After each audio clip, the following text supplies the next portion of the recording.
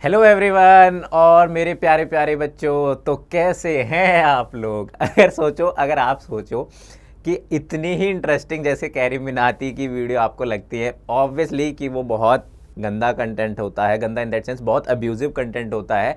अगर बट सोचो, अगर ऐसा ही कंटेंट, इस कंटेंट नहीं, इसी तरीके से कि वो जितना आप उसको एंगेजिंग होके देखते हो उसी तरीके से आपको पढ़ाई की वीडियोस मिलने लग जाएं, ऐसे इंटरेक्टिव लेक्चर्स मिलने लग जाएं कि आप उससे छूटो ही ना इन दैट सेंस कि आप उससे अटैच ही रहो, आप बार बार देखते रहो, तो कितना फन होने वाला है।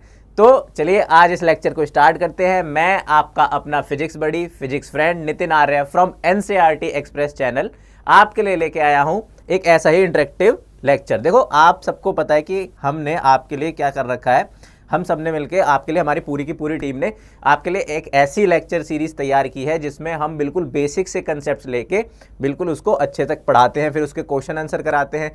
और सिर्फ टर्म 2 बोर्ड के लिए ही नहीं है, ये ऐसी सीरीज है, ये ऐसी वीडियो सीरीज मिलने वाली है आपको इन वीडियोस के थ्रू कि आपके बेसिक कंसेप्ट क्लियर होंगे। और जब आपके बेसिक कंसेप्ट क्लियर होंगे, वो जो बोरियत वाला पार्ट है वो रिमूव होगा, जो आसपास की चीज़ें हैं, जो प्रैक्टिकल एप्लीकेशंस है, उनके एग्जाम्पल्स दे के हम आपको पढ़ाएंगे। तो मैं आपको गारंटी दे सकता हूं कि आपको उतना ही फन और उतना ही मज़ा आने वाला है जितनी मीम्स और जो हमारी फन वीडियोस होती है उनको देख के आने वाला है। तो अभी तक अगर आपने इस चैनल को सब्सक्राइब नहीं किया है तो सबसे पहले बच्चा लोग सब्सक्राइब कीजिए।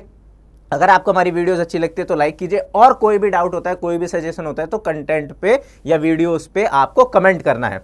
तो देखो, जैसे हमारा इलेक्ट्रिसिटी का लेक्चर नंबर 8 है रेजिस्टिविटी। तो रेजिस्टिविटी क्या है, मैंने अभी तक आपको क्या क्या पढ़ा दिया है, इलेक्ट्रिक चार्ज पढ़ा दिया है, इलेक्ट्रिक पोटेंशियल पढ़ा दिया, फिर उससे रिलेटेड काफ़ी इंपॉर्टेंट क्वेश्चंस करा दिए हैं। देन उसके बाद मैंने ओम्स लॉ पढ़ाया था फुल डिटेल में, ओम्स लॉ के बाद रेजिस्टेंस पढ़ाया था, फिर एक और क्वेश्चन की आपको जो लेक्चर नंबर 7 हमारा क्वेश्चन वाला था। अब जो लेक्चर नंबर 8 है प्योरली रेजिस्टिविटी पे बेस है, क्योंकि जो रेजिस्टिविटी है बेटा लोग वो बहुत इंपॉर्टेंट है, 12th में बार बार पूछी जाती है और प्रीवियस कुछ ईयर्स में इस पे 10th में भी क्वेश्चन पूछे जाते हैं, 1 mark question, 2 mark question, subjective question also. तो जैसा कि आपको सबको पता है कि सब्जेक्टिव पेपर होने वाला है, तो अभी आपको क्या करना है, पेपर कॉपी पेन लेके बैठ जाना है और स्टार्ट करना है 1 बाय 1 तरीके से। जैसे मैं आपको समझाता जाऊंगा वैसे वैसे लिखना है, वैसे वैसे अपने नोट्स बनाने हैं। नोट्स बनाने के 2 फायदे हैं। अगर वो फायदे वाली स्ट्रेटेजी वीडियो आपने नहीं देखी है तो आप जाइए सबसे पहले उस वीडियो को देखिए कि क्या क्या फायदे होते हैं। तो इसको चलिए स्टार्ट करते हैं। देखो, स्टार्ट करने से पहले आपके लिए खुशखबरी है। खुशखबरी क्या है बच्चों लोग, कि हमने आपके लिए टेलीग्राम चैनल बनाया है हमारा फाउंडेशन 9, 10, 10th के लिए। और ये टेलीग्राम चैनल क्या है आपको इसके डिस्क्रिप्शन लिंक में मिल जाएगा। अगर नहीं मिलेगा तो आप मेरे को बताइए, हमारी जो एससीओ टीम है, जो हमारी डिजाइनिंग टीम है, उनसे बोल के 102% इस टेलीग्राम चैनल पर आपको क्या फायदा मिलने वाला है। इस टेलीग्राम चैनल पे आपको क्वेश्चन सीरीज मिलेगी, क्वेश्चंस बुकलेट मिलेगी, उसी के साथ साथ जो हम आपको पढ़ाते हैं, ये जो हम लेक्चर्स देते हैं, इस पे जो हम लिख के पढ़ाते हैं, जो आपको समझाते हैं, वो पूरा का पूरा पीडीएफ फाइल में मिलेगा। आपको क्लास के रिमाइंडर आते रहेंगे। हम जो भी प्लान करने वाले हैं, हम जैसे ही हमारे कोर्स खत्म हो जाएगा मिड मार्च या एंड मार्च में, जो हम क्वेश्चन की सीरीज लेके आने वाले हैं, वो सारी की सारी डिटेल्स आपको इस पे मिलेगी। तो अगर अभी तक आपने चैनल्स को सब्सक्राइब नहीं किया तो सबसे पहले चैनल को सब्सक्राइब कीजिए। अगर चैनल को सब्सक्राइब कर रखा है तो बहुत बहुत धन्यवाद, बहुत बहुत थैंक यू। इस लिंक पे जाके टेलीग्राम ज्वाइन कीजिए। टेलीग्राम पे ज्वाइन करने से आपको बहुत सारे फायदे मिलेंगे। जो भी हमारी रेगुलर की अपडेट्स हैं वो आपके पास तक आती रहेंगी, वो मिलती रहेंगी। तो सबसे पहले क्या कीजिए, अभी जाके टेलीग्राम ज्वाइन कीजिए। तो स्टार्ट करते हैं अपना लेक्चर। देखो, प्रीवियस लेक्चर क्वेश्चन वाला था तो ऑब्वियसली क्वेश्चन का एक्सप्लेनेशन मैंने उसमें अच्छे से समझा रखा है, उसमें अब क्वेश्चन वाला नहीं है। इसके जो क्वेश्चंस होंगे मैं अलग से बनाऊंगा, क्योंकि इसके क्वेश्चंस थोड़े से लेंथी, थोड़े से टिपिकल इन दैट सेंस कि कई सारे कंसेप्ट्स को मिक्स करते हैं कि रेजिस्टेंस क्या होता है, ओम्स लॉ क्या होता है ना, इफेक्ट ऑफ टेम्परेचर क्या होता है रेजिस्टेंस पे, रेजिस्टिविटी पे। तो इसके जो क्वेश्चन की सीरीज आएगी वो अलग से आएगी आप लोगों के लिए। अभी हम क्या करते हैं कि रेजिस्टिविटी क्या है, वो क्यों इतनी इंपॉर्टेंट है, उसका रोल क्या है, कैसे हम पढ़ते हैं, क्या हमारा कंसेप्ट है, वो स्टार्ट करते हैं। ठीक है बच्चे लोग, तो चलो स्टार्ट करते हैं। देखो, जैसे कि आपको पता है कि मैंने लास्ट लेक्चर में पढ़ाया था, और अगर नहीं पढ़ा है तो जाके पढ़िए, देखिए, और अगर फिर भी नहीं पढ़ा है तो इस वाले लेक्चर से स्टार्ट कर लेते हैं। कि मैंने आपको लास्ट लेक्चर तक पढ़ाया था कि जो रेजिस्टेंस होता है उसको हम इस फॉर्म में भी लिखते हैं। मतलब जो हमारा रेजिस्टेंस होता है वो कंडक्टर के, मटेरियल के, वायर के लेंथ पे डायरेक्टली प्रोपोर्शनल होता है और एरिया पे इनवर्सली। उन दोनों इक्वेशंस को जब हम कंबाइन करते हैं तो ये फॉर्मूला बन के आता है। तो हमें पता है कि जो रेजिस्टेंस होता है वो होता है R = ρ L/A। कि जो रेजिस्टेंस है कैसे प्रोपोर्शनल होता है, रो पे डायरेक्टली। ये जो रो है इसी की कहानी है, रो मतलब वो वाला नहीं कि बच्चे इधर रोने लग गए, नहीं नहीं, रो यहाँ पे रेजिस्टिविटी है। मीन्स ऐसे समझो ये कंसेप्ट क्या चल के आ रहा है कि जो मेरा रेजिस्टेंस होता है, यहाँ से लिख लेते हैं कि रेजिस्टेंस होता है डायरेक्टली प्रोपोर्शनल लेंथ पे, इक्वेशन 1, और जो रेजिस्टेंस होता है बच्चा लोग वो इन्वर्सली प्रोपोर्शनल होता है एरिया पे, इक्वेशन 2। तो इन जब इक्वेशन 1 और इक्वेशन 2 को हम मिक्स करते हैं, कंबाइन करते हैं बेसिकली, तो रेजिस्टेंस डायरेक्टली प्रोपोर्शनल लेंथ और इन्वर्सली प्रोपोर्शनल एरिया। ये जो प्रोपोर्शनलिटी कांस्टेंट है बच्चा लोग, ये जो प्रोपोर्शनलिटी कांस्टेंट है इसको हम क्या बोलते हैं, इसको हम बोलते हैं, ये जो मेरा प्रोपोर्शनलिटी कांस्टेंट निकल के आता है इसको हम बोलते हैं R equals to rho L upon A। And this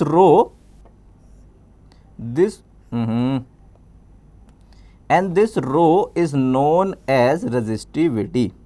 ठीक है, this rho is known as resistivity, where rho, ये जो सिंबल है इसको हम रो बोलते हैं, is a constant of proportionality and is called electrical resistivity. Electrical यहाँ पे इसलिए यूज किया है वर्ड, बेसिकली हम इलेक्ट्रिक चार्ज, इलेक्ट्रिसिटी पढ़ रहे हैं तो उसके रेफरेंस में इलेक्ट्रिकल बोला गया है। ठीक है, electrical resistivity of the material of the conductor, की मटेरियल की कंडक्टर की इलेक्ट्रिकल रेजिस्टिविटी क्या होती है कि जो मेरा रेजिस्टेंस है लेंथ के डायरेक्टली प्रोपोर्शनल होता है, एरिया के इन्वर्स होता है, उन दोनों को जब हम कंबाइन करते हैं तो मेरा जो प्रोपोर्शनलिटी कांस्टेंट होता है उसको हम रेजिस्टिविटी बोलते हैं। ठीक है, अब आ जाते हैं अपने नेक्स्ट पेज पर।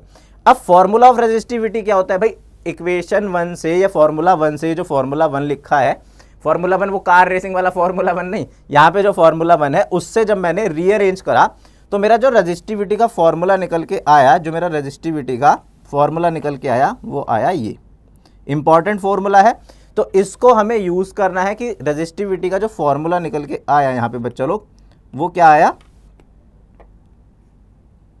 कि उस फॉर्मूले को, ये जो फॉर्मूला लिखा था मैंने, फॉर्मूला नंबर 1 था, उसी को रीअरेंज किया है जस्ट। तो फॉर्मूला नंबर 1 से हमारे पास resistivity rho equals to resistance into area upon length, ये मेरा फॉर्मूला निकल के आया है। और इसको हम क्या कर लेते हैं, बॉक्स में, डब्बे में बंद। तो resistivity rho equals to resistance of material, resistance of area, resistance of conductor into area of material, area of conductor, area of wire divided by length. ये जो एल है लेंथ है यहाँ पे। Using this formula we will now obtain definition of resistivity. तो यहाँ से resistivity क्या निकल के आती है कि रेजिस्टिविटी बेसिकली क्या है, रेजिस्टिविटी है कि अगर किसी मटेरियल का, अगर किसी वायर का एरिया 1 मीटर स्क्वायर है और लेंथ 1 है, तो जो उसका रेजिस्टेंस होगा उसी को रेजिस्टिविटी बोलते हैं। ये जो फॉर्मूला है इसको जस्ट वर्ड्स में डिस्क्राइब किया गया है, इंग्लिश लैंग्वेज में डिस्क्राइब किया गया है। और इन जनरल देखो रेजिस्टिविटी है क्या, मैं समझाता हूँ कि रेजिस्टिविटी क्या है। हमने रेजिस्टेंस का कंसेप्ट पढ़ा था, रेजिस्टेंस का ये कंसेप्ट पढ़ा था कि जब हम पोटेंशियल लगाते हैं तो जो मेरे इलेक्ट्रॉन्स या इलेक्ट्रिक चार्ज फ्लो में आते हैं और जो पॉजिटिव आयंस है वो आपस में कोलिजन होता है। कोलिजन होता है तो क्या होता है, रेजिस्ट करते हैं, रुक जा भाई, रोकते हैं एक दूसरे को। वो वाला स्टेयर्स वाला एग्जांपल देके बताया था ना मैंने कि जब बहुत सारी भीड़ स्टेयर्स पे से आती है और आपको अपोजिट डायरेक्शन में जा रहा है तो वो कोलिजन होगा, और वो कोलिजन से क्या होता है, रिफ्लेक्टेंस होगा, रेजिस्ट होगा, उस चीज को बोलते हैं रेजिस्टेंस। अब ये मटेरियल टू मटेरियल डिपेंड करता है भाई, किसी मटेरियल में ज्यादा इलेक्ट्रॉन्स है, पॉजिटिव आयंस कम है, जैसे कि कॉपर है। कॉपर क्या है, मेरा कंडक्टर है, कंडक्टर में नंबर ऑफ फ्री इलेक्ट्रॉन्स बहुत ज्यादा है एज कंपेयर टू कंडक्टर या कॉपर। वुड में अपोजिट है। अपोजिट क्या है कि वुड में, लकड़ी में जो कि इंसुलेटर है, जो चार्ज ही फ्लो नहीं होने देता है, उसमें मेरे पॉजिटिव आयंस ज्यादा है, या उसमें मेरे क्या है, जो फ्री इलेक्ट्रॉन्स है वो कम है। तो जब फ्री इलेक्ट्रॉन्स ऑलरेडी कम है तो जो ऊपर से नंबर ऑफ पीपल आ रहे हैं स्टेयर्स पे वो ऑलरेडी कम है, तो रेजिस्टेंस ही नहीं होगा। रेजिस्टेंस नहीं होगा तो रेजिस्टिविटी भी नहीं होगी। तो इसी को इन्होंने, ये जो फॉर्मूला है इसी को इन्होंने जस्ट क्या किया है, इंग्लिश लैंग्वेज में आपको प्रेजेंट किया है, लिख दिया गया है कि लेट अस, क्या समझा है, 1 बाय 1 लाइन बाय लाइन पढ़ते हैं कि let us take a conductor having a unit, let us take a conductor having a unit area of cross section of 1 meter square, कि 1 मीटर स्क्वायर का एक कंडक्टर ले लो, एक वायर ले लो, and a unit length of 1 metre. ठीक है, so putting A equals to 1 and length equals to 1 in equation 1। ये जो इक्वेशन 1 है, ठीक है, इस इक्वेशन 1 में, या इसको इक्वेशन 1 नाम दे दिया है इस पेज पे इन्होंने, और ये टाइपो है जो भी हमारे कंटेंट बनाते हैं पीछे बैक एंड पे। मुझे लग रहा है इसमें टाइपो होने वाली है 1-2, जैसे कि मैंने पढ़ा है, पहले एक बार गो थ्रू किया है, बट देखते हैं और क्या क्या है। तो 1 मीटर स्क्वायर नहीं लिखा है, यहाँ पे 1 मीटर नहीं लिखा है, इक्वेशन 1 नहीं दी है, तो कोई बात नहीं, मैं आपको समझा रहा हूँ। यहाँ पे क्या है, इक्वेशन 1 है, ये 1 एरिया क्या है, यहीं पे लिख देते हैं 1 मीटर स्क्वायर है, और लेंथ को भी यहीं पे दिखा देते हैं 1 मीटर है, ठीक है। तो रेजिस्टिविटी हमें क्या मिलती है, रेजिस्टिविटी हमें मिलती है, ओहो हम ही अड़ गए हैं कि सर आप ही अड़ गए लिखने के बाद। तो रेजिस्टिविटी क्या मिली मेरे को, रेजिस्टिविटी मिली इस फॉर्मूला 1 में। मैंने बस कुछ नहीं किया है कि जो एरिया है, जो मेरा मटेरियल है, जो मेरा वायर है, उस एरिया को 1 मीटर स्क्वायर रख दिया है और लेंथ को 1 मीटर रख दिया है। तो जो मेरा रेजिस्टिविटी आने वाला है बच्चा लोग, वो मेरा रेजिस्टिविटी क्या आने वाला है, this formula which is written here कि resistivity rho equals to resistance आने वाला है। मीन्स रेजिस्टिविटी बेसिकली क्या है, रेजिस्टिविटी रेजिस्टेंस ही है। जब किसी मटेरियल का, कंडक्टर का, वायर का एरिया 1 मीटर स्क्वायर होता है और लेंथ 1 मीटर होती है। इसको ऐसे समझ सकते हो आप लोग कि देखो सपोज ये मेरा वायर है, ये सपोज मेरा क्या है बच्चा लोग, वायर है। इस वायर का ये जो एरिया है, इस वायर का ये जो एरिया है, ये जो इसको कवर कर रहा है पूरा, इस वायर का ये जो एरिया है, ये क्या है, इस वायर का ये जो एरिया है ये है 1 मीटर स्क्वायर। और इस वायर की ये जो लेंथ है, इस वायर की ये जो लेंथ है, लेंथ भी क्या है 1 मीटर। तो इस वायर का जो एरिया है वो 1 मीटर स्क्वायर है और जो लेंथ है वो भी 1 मीटर है। तो रेजिस्टिविटी क्या निकल के आई फॉर्मूला 1 से कि resistivity is equals to the resistance of a conductor having 1 meter square area and 1 meter length itself, ठीक है। तो रेजिस्टिविटी बेसिकली रेजिस्टेंस ही है। और इस चीज को हम क्या बोलते हैं, स्पेसिफिक रेजिस्टेंस भी बोलते हैं। इस चीज को हम क्या बोलते हैं, मैं आपको समझा देता हूँ। इस चीज को हम क्या बोलते हैं, कई बार क्वेश्चन आता है कि what is specific resistance. So specific resistance is just the resistivity of a conductor of a material and equal to the resistance which having 1 meter square area and 1 meter length. तो इसको हम specific, इसको हम क्या बोलते हैं बच्चा लोग, स्पेसिफिक रेजिस्टेंस, इसको हम बोलते हैं स्पेसिफिक रेजिस्टेंस।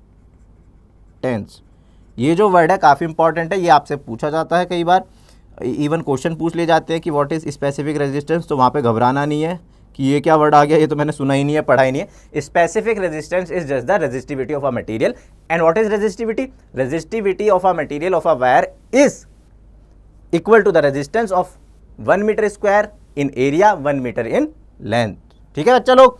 कोई अलग से कंसेप्ट नहीं है, कोई अलग से चीज नहीं है, बस क्या है कि रेजिस्टेंस को ही अलग फॉर्म में लिखा गया है, या फिर ये मटेरियल डिपेंडेंट होती है, इसलिए इसको हम अलग से पढ़ते हैं, डीप कंसेप्ट में पढ़ते हैं। क्यों मटेरियल डिपेंडेंट होती है, मैंने आपको रेजिस्टेंस पढ़ाते हुए एक फॉर्मूला दिया था कि रेजिस्टेंस टेम्परेचर से डिपेंड करता है, ठीक है। अगर वो नहीं पढ़ा है तो जाके एक बार देखिए कैसे डिपेंड करता है।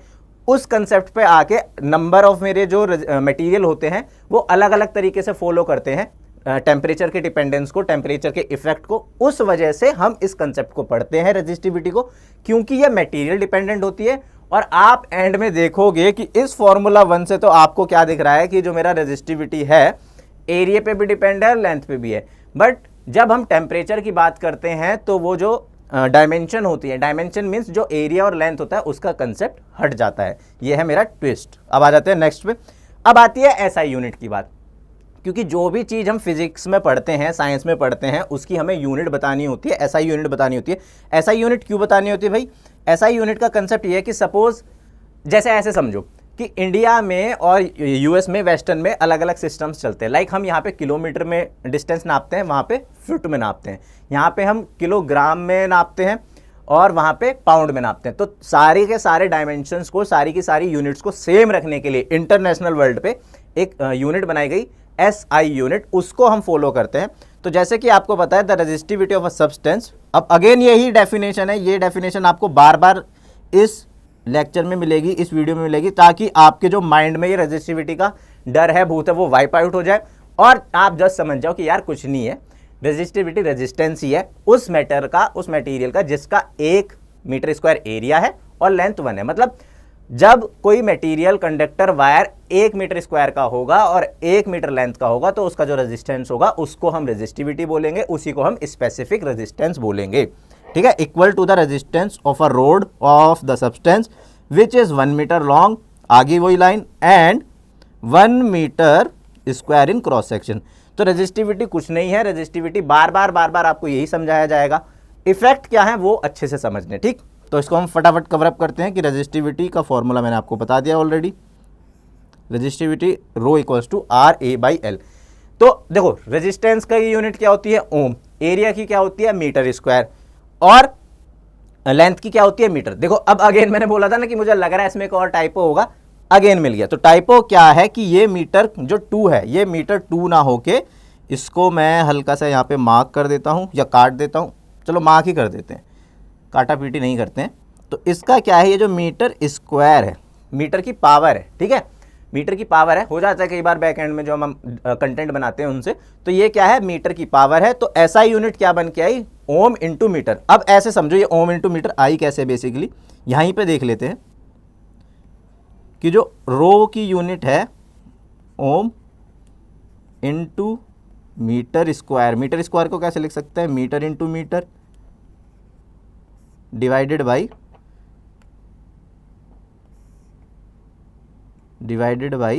मीटर। तो मीटर 1 मीटर से 1 मीटर कट गया, तो ये मेरी जो निकल के आएगी यूनिट, अगेन मैं छोटा हो जाता हूँ ताकि मेरे सर के पीछे ना छुप जाए main content, ohm into meter, ohm into meter. तो ये जो यूनिट आई है ऐसा यूनिट निकल के आई है। ये जस्ट जो हमने अभी तक पढ़ा है, हमने 9th क्लास में पढ़ा है कि डिस्टेंस को हम मीटर से नापते, तो एरिया क्या होता है लेंथ इंटू ब्रेथ, ठीक है, एरिया होता है लेंथ इंटू ब्रेथ, तो मीटर इंटू मीटर, और लेंथ तो मीटर में ही है, तो 1 मीटर से 1 मीटर कट गया। तो सिंपली क्या है, रेजिस्टिविटी की जो एसआई यूनिट है ओम मीटर है। और ये काफ़ी इंपॉर्टेंट है, एसआई यूनिट पे सीधे सीधे 1 मार्क का क्वेश्चन आ जाता है कि what is the SI unit of specific resistance. So I already told you कि specific resistance is just nothing, it is the resistivity of a material, resistivity of the conductor of a wire। ठीक है, अब आ जाते हैं next page पे। अब ये जो चीज़ है ये है इंपॉर्टेंट चीज़, इसको अच्छे से हम पढ़ते हैं कि importance of resistivity, important points of resistivity और इंपॉर्टेंस ऑफ रेजिस्टिविटी, कि भाई हम इसे पढ़ क्यों रहे हैं, हमने इसके लिए अलग से एक लेक्चर क्यों प्रिपेयर किया, हमने इसमें ऐसा क्या है कि हमें पढ़ना पड़ रहा है। देखो अभी के लिए तो बहुत इंपॉर्टेंट ज़्यादा नहीं है, अभी के लिए आपके क्या है कि एक कंसेप्ट दिया गया है, इस कंसेप्ट को अभी समझोगे तो जाके आप 11th में तो नहीं आता, 12th में दोबारा से इसको अच्छे से समझ पाओगे। तो कंसेप्ट समझना बेसिक नेसेसिटी है हमारी, कभी भी हम पढ़ें नई चीज़, पहली चीज़ माइंड में आनी चाहिए कि मेरे को कंसेप्ट कितना समझ में है। दूसरा, इससे जितने भी आपके बोर्ड्स के थोड़े से टिपिकल, थोड़े से मॉडरेट क्वेश्चन आते हैं वो बनते हैं, उससे भी ज़्यादा जो आपके NTSC के क्वेश्चन आते हैं, ओलंपियाड के क्वेश्चन आते हैं, उसमें ऐसे टॉपिक्स हमेशा रखे जाते हैं जो थोड़े से एडवांस होते हैं या फिर 12th में या हायर क्लासेस में हमें पढ़ने होते हैं। तो ये जो टॉपिक है, ये जो पॉइंट्स हैं, ये काफ़ी पॉइंट्स इंपॉर्टेंट है। एंड यू लाइक हाँ सर बाल भी बना लो, कोई दिक्कत नहीं है, अच्छे लग रहे हो, ठीक है मान लेते हैं। अब अगर आपको लगता है कि कोई भी कमेंट मतलब कोई भी आपका डाउट है या कोई भी रिलेटेड टू एनीथिंग, सब्जेक्ट से तो रिलेटेड है ही है कि और भी अनदर चीज़ चलती हैं लाइफ में कि ऐसे फोकस कैसे करें या कैसे ध्यान लगाएं, उसकी भी मैं आपके लिए वीडियो लेके आता रहूँगा या वीडियो बनाऊँगा आपके लिए। बस आपको क्या करना है कि हमारा जितना भी ये वीडियो लेक्चर है इसमें आपको अपने कमेंट्स ज़्यादा से ज़्यादा करने हैं। देखो कमेंट करने की मैं बार बार क्यों बोलता हूँ, लाइक करने से भी ज़्यादा कमेंट करना क्यों नेसेसरी है। लाइक से पता चलता है कि हमारा जो काम है आपको अच्छा लगा है, कमेंट से हमें ये पता चलता है कि आपके व्यूज़ क्या हैं, क्योंकि ऑनलाइन में सबसे ज़्यादा मेन इंपॉर्टेंट चीज़ ये है कि जो सामने वाला है, मतलब जो आप बच्चे लोग हैं, जो भी मेरी वीडियो देख रहा है, उसके व्यूज़ क्या है related to me, related to my concept, related to my content. तो जो भी आपको डाउट हो, सजेशन हो, एडवाइस हो, related to anything, related to me itself, आप कमेंट कीजिए, आप कमेंट बॉक्स में पूछिए, मैं 100% उनके सॉल्यूशंस लेके आऊँगा, सॉल्यूशन इन दैट सेंस उनके रिप्लाई करूँगा, रिप्लाई कमेंट सेक्शन में नहीं, वीडियो में, नेक्स्ट वीडियो में, ठीक है। तो अब हम देखते हैं कि इंपॉर्टेंस क्या है रेजिस्टिविटी की। भाई इंपॉर्टेंस है कि जो गुड कंडक्टर होते हैं इलेक्ट्रिसिटी के, उनका लो होता है रेजिस्टिविटी। रेजिस्टिविटी कहने का मतलब है कि देखो मैंने अभी अब तक क्या समझाया कि रेजिस्टिविटी क्या है, रेजिस्टिविटी है मटेरियल डिपेंडेंट, और वो रेजिस्टेंस ही है जिसका मतलब ऐसे वायर का, ऐसे कंडक्टर का कि जब मेरा लेंथ 1 मीटर हो और एरिया 1 मीटर स्क्वायर हो, तो उसको ही हम बोलते हैं रेजिस्टिविटी। तो जो कंडक्टर्स होते हैं, कंडक्टर्स की रेजिस्टिविटी बहुत कम होती है। क्यों कम होती है भाई, अगर रेजिस्टेंस ज़्यादा होगा तो फ्लो थोड़ी ज़्यादा होगा, और कंडक्टर में क्या होता है अच्छे से करंट फ्लो करता है, तो कंडक्टर में ऑटोमेटिकली जब बहुत अच्छे से करंट फ्लो करता है इट मीन्स कि उसका रेजिस्टेंस ही कम है, और जब रेजिस्टेंस ही कम है तो रेजिस्टिविटी लो होती है, और वो लो इतनी ज़्यादा होती है कि 10⁻⁸, 10⁻⁷ इतनी रेंज में होती है, ठीक है। तो इंपॉर्टेंस क्या है कि इससे भी डायरेक्ट आपके क्वेश्चन आते हैं ये जो पॉइंट्स लिखे हैं, ये जो चीज़ें लिखी हैं, आप इसको पॉइंट्स में लिख सकते हो क्योंकि इनसे सीधे सीधे क्वेश्चन आते हैं MCQs 1 मार्क के 2 मार्क के, कि differentiate the resistivity in between conductor and insulator and give its value. Value भी पूछी जा सकती है। NCERT में पूरी एक टेबल दी गई है, आप उसको एक बार देख लो, उसमें वैल्यूज दी गई है। तो क्या पूछा गया है कि क्या बताया गया है importantly, a good conductor of electricity, कि जो अच्छा कंडक्टर होता है इलेक्ट्रिसिटी का, उसकी जो रेजिस्टिविटी होती है वो बहुत लो होती है, कि a good conductor of electricity should have a low resistivity and a poor conductor of electricity should have a high resistivity. High resistivity कहने का मतलब बहुत ज़्यादा हाई। मैं इनकी रेंज भी बता देता हूँ आपको। इनकी जो रेंज होती हैं, जो कंडक्टर की रेजिस्टिविटी होती है, rho C stand for resistivity of conductor, ये होती है मेरी 10 की पावर -6 टू 10 की पावर -8 तक। अब ये क्या है, ओम मीटर। ओम मीटर ये है बच्चा लोग कि जो मेरी 10 की पावर -6, मतलब अगर मैं 1 को डिवाइड करूँ 10 की पावर 6 से, या बहुत ज़्यादा छोटी होती है माइक्रो की रेंज में और नैनो की रेंज में, ये आप पढ़ोगे, आप टेबल जब पढ़ोगे तो आपको समझ आ जाएगा माइक्रो नैनो ये सब क्या है। इसका मैं अलग से एक वीडियो बनाऊंगा। बट बहुत बहुत लो होती है। ऐसे समझो कि जो हमारा हेयर टिप है ना, हेयर टिप को भी अगर हेयर टिप को आप 1 काउंट करते हो, उसको मैं 1 मिलियन टाइम्स काटूँ या 10 मिलियन टाइम्स काटूँ, तो जितना पार्ट बचेगा, इतना छोटा सा पार्ट, इतनी ज़्यादा कम होती है, इतनी छोटी होती है रेजिस्टिविटी ऑफ कंडक्टर। इसी के कंपैरिजन में रेजिस्टिविटी ऑफ इंसुलेटर, अब इसको जस्ट रिवर्स कर देना है। रेजिस्टिविटी ऑफ इंसुलेटर, इसको हम डिनोट करते हैं रो आई से। ये होती है बहुत ज़्यादा, 10 की पावर +6 से, ये रेंज है 10 की पावर 8 तक, रो ओम मीटर। तो कहने का मतलब क्या है, कहने का सिंपल सा मतलब है, इसको हम दोबारा ही लिख लेते हैं, इस पूरे बॉक्स को दोबारा बनाते हैं, इसको मिटा देते हैं, इसको मैं अलग से लिखता हूँ ताकि आप अच्छे से समझ पाओ, ठीक है। और इसको आपको बॉक्स में लिख देते हैं। तो ये रेजिस्टिविटी ऑफ मेरा कंडक्टर है, इसकी रेंज होती है 10 की पावर -6 से 10 की पावर -8 ओम मीटर तक। और जो यहाँ पे लिख देते हैं, जो रेजिस्टिविटी ऑफ इंसुलेटर होती है, जो रेजिस्टिविटी ऑफ इंसुलेटर होती है, वो 10 की पावर 6 से 10 की पावर 8 ओम मीटर तक होती है। और इसको भी हम बॉक्स में कर देते हैं बंद।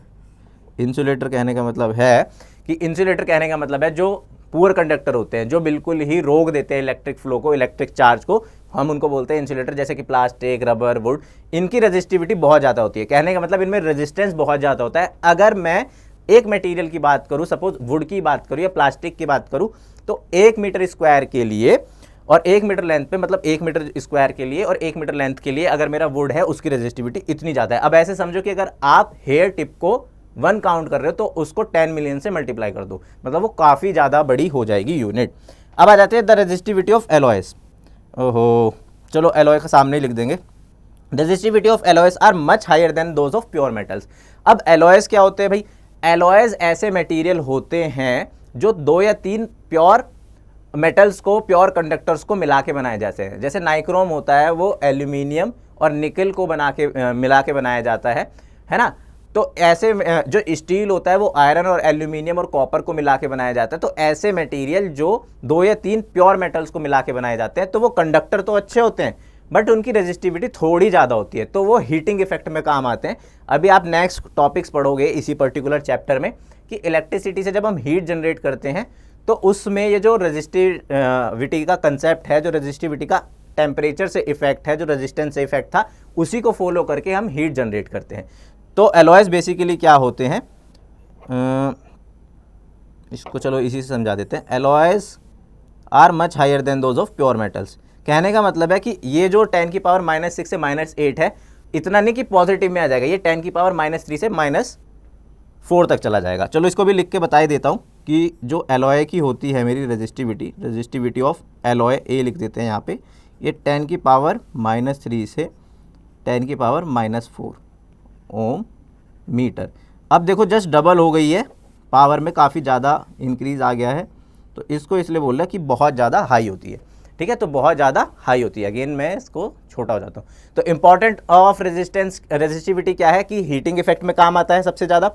जो रेजिस्टिविटी है कंडक्टर की सबसे ज़्यादा कम होती है, इंसुलेटर की सबसे ज़्यादा होती है, एलॉयस की इन बिटवीन होती है। इसी तरीके से एक और मटेरियल होता है सेमीकंडक्टर, उनकी भी इन बिटवीन होती है। सेमीकंडक्टर टॉपिक है जो काफ़ी डिटेल में पढ़ने वाले हैं 12th में।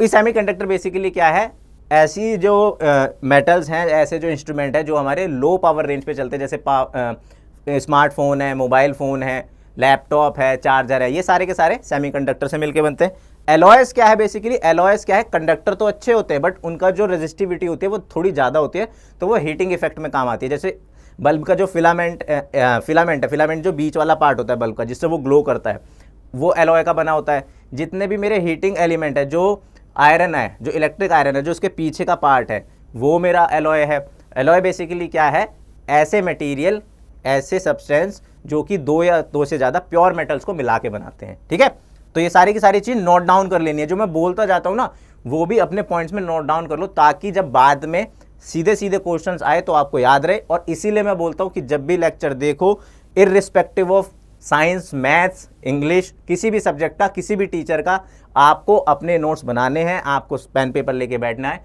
क्योंकि कई बार क्या होता है, हम सारी चीज़ें आपको रिटर्न में नहीं दे सकते ड्यू टू लेक्चर छोटा रखने के लिए या फिर स्पेस अच्छा रखने के लिए। तो आप जो हम बोलते हैं उसको भी अपने लैंग्वेज में पॉइंट डाउन करते जाइए।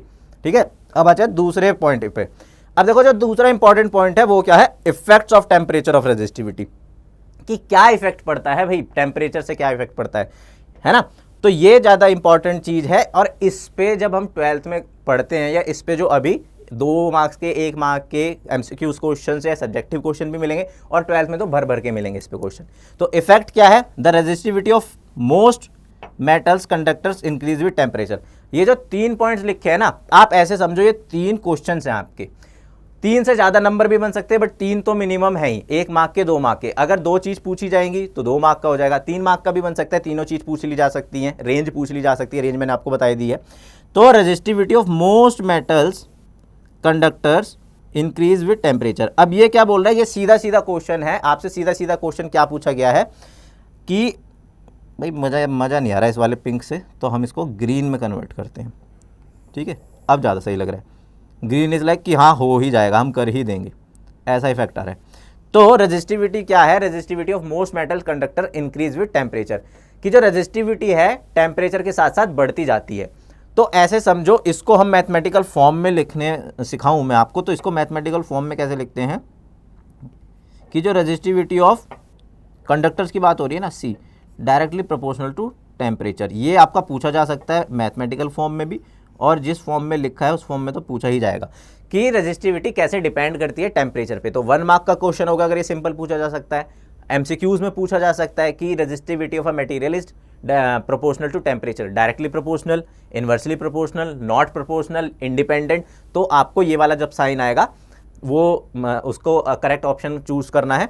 और साथ ही साथ क्या करना है कि अगर ऐसे लिखा आएगा कि resistivity of most metals conductors increase with temperature, कि रेजिस्टिविटी बढ़ेगी जैसे जैसे टेम्परेचर बढ़ेगा। कहने का बस सिंपल सा मतलब है कि ये जो रेजिस्टिविटी है कंडक्टर की, वो इंक्रीज करेगी।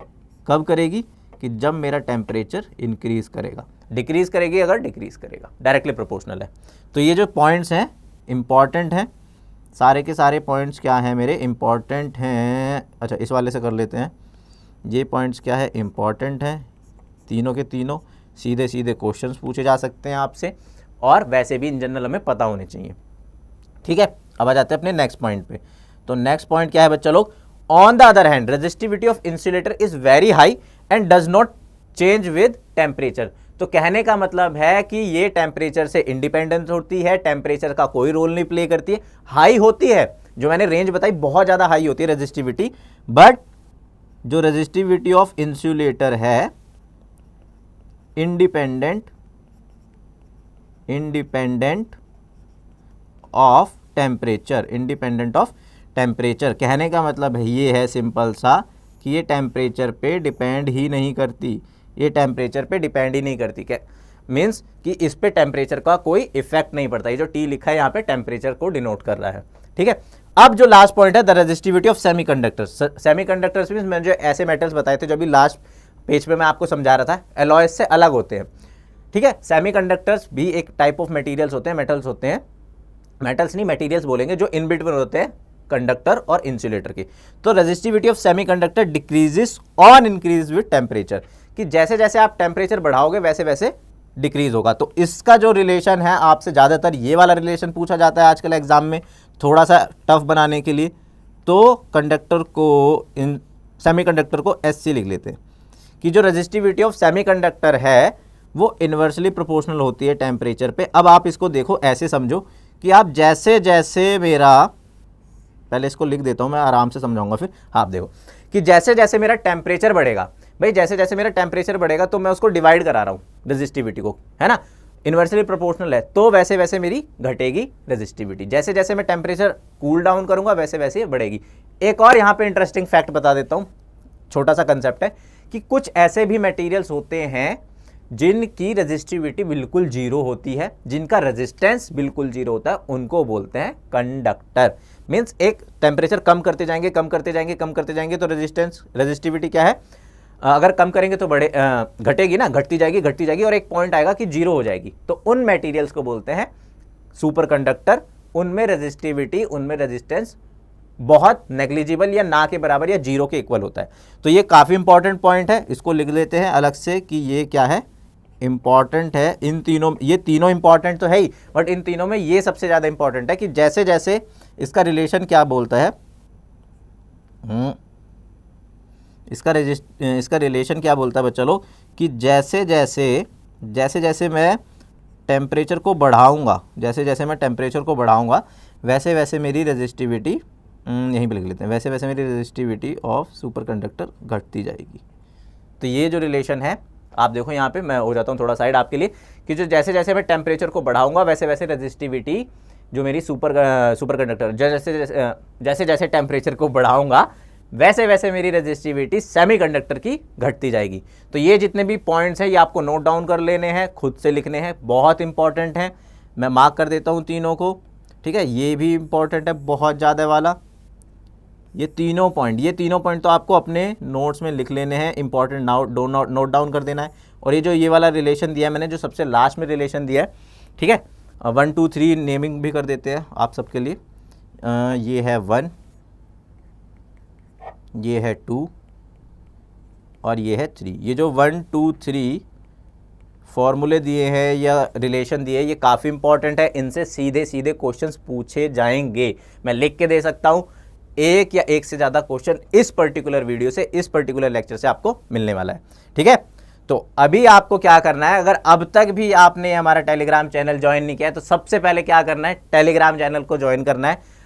अगर आपने सब्सक्राइब नहीं किया तो सब्सक्राइब करना है, सबसे पहले सब्सक्राइब करना है। अगर आपको कंटेंट हमारा अच्छा लगता है तो लाइक करना है, शेयर करना है, कमेंट हमेशा करने हैं। उसके बाद हमारे जो टेलीग्राम का चैनल है फाउंडेशन 9th एंड 10th का, इस पे देखो आपको क्या क्या मिलेगा, डेली क्लास शेड्यूल मिलेगी, स्टडी मटेरियल मिलेगा, DPPs क्या है, डेली प्रैक्टिस पेपर मिलेगी, क्लास का एनोटेशन मिलेगा। एनोटेशन क्या होता है बच्चों लोग, कि जैसे मैंने अभी ये सब लिखा है ना, तो ये सारी की सारी चीज़ आपको PDF फॉर्म में ऑलरेडी मिलेगी कि सर ने क्या इंपॉर्टेंट बताया, सर ने क्या फॉर्मूला लिखा है। तो आप सबका बहुत बहुत थैंक यू। अभी के लिए मैं लेता हूं अलविदा। मैं Nitin Arya from NCERT express, आप सबका चहीता तो नहीं बोल सकता, आप सबका मेंटोर बोल लो, फिजिक्स बड़ी बोल लो, फिजिक्स बंधु बोल लो, जो भी आपको अच्छा लगता है। बट आपको सबसे मेन काम क्या करना है, जो भी कंसेप्ट पढ़ना है अच्छे से पढ़ना है, कंसंट्रेट होकर पढ़ना है, और जब भी पढ़ना है तो अपने नोट्स प्रिपेयर करने हैं। तो जल्दी मिलता हूं ऐसे एक इंटरेक्टिव लेक्चर में। अभी के लिए सलाम, नमस्ते, राम राम। ओके बच्चा लोग, बाय बाय।